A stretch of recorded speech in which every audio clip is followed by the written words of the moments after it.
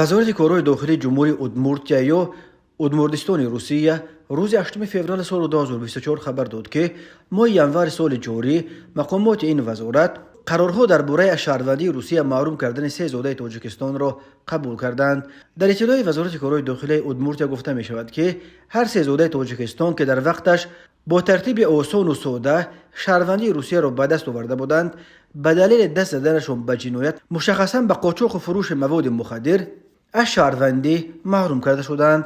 یکی از آنها که حالا 55 سال دارد، هنوز سال 2004 20 سال پیش شهروند روسیه شده، دوی دیگر جوان 27 ساله و جوانزن 24 ساله تازه سال 2022 شهروندی روسیه را به دست آورده بودند.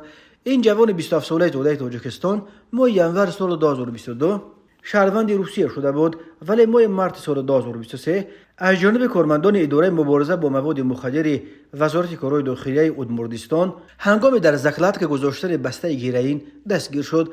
از این مخفیگاه و از خانه این جوان در عموم 150 گرم مواد مخدر یافتند و با حکم دادگاه شهر ایژیوسک پایتخت ادمورتیا 4 اکتبر سال 2023 این جوان تاجیک به 3 سال و 10 ماه زندان نظامش سنگین محکوم شد.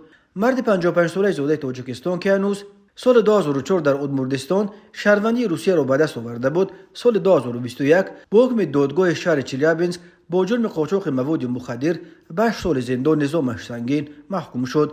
جوانزن 24 ساله زاده تاجیکستان باشد، سال 2022 با حکم دادگاه نویه اوستینوف شهر ایژیوسک با این جرم دست داشتن در قاچاق مواد مخدر شرطاً محکوم به زندان شد و دادگاه برای او 3 سال مهلت سنجشی مقرر کرده است. اکنون با محروم شدن از شهروندی روسیه این جوانزن که شرطاً محکوم شده در آزادی قرار دارد، باید به زودترین فرصت قلمرو روسیه را ترک کند. آن 2 نفر دیگر بعد ادای حکم زندانشان باید ترک روسیه کنند. وزارت کارهای داخلی ادمردستان گفت اگر این افراد خودشان مستقلانه ترک روسیه نکنند مجبوراً بیرون کرده خواهند شد.